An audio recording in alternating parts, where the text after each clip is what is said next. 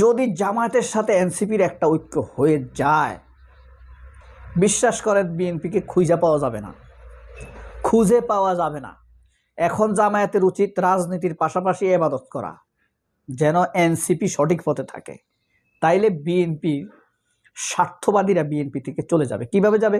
BNP এক term ক্ষমতায় না আসলে স্বার্থপররা বিএনপিতে থাকবেন না। আপনি যখন সর্বশেষ খুনি শেখ হাসিনা ক্ষমতায় আসলো 24 সালে, দেখছেন আপনি শমশের মোবিন চৌধুরী, তারপরে আপনার শাহজাহান ওমর বরিশালের, তারপরে আপনার কল্যাণ পার্টির ব্রিগেডিয়ার একটা আছে না মোসলা, এইটা, তারপরে আপনার মোসাদ্দেক আলী ফালু বিএনপি থেকে ধীরে ধীরে দূরে সরে গেছে। মির্জা ফখরুল হাজার হাজার কোটি টাকার মালিক হয়ে গেছে, টের পাবেন।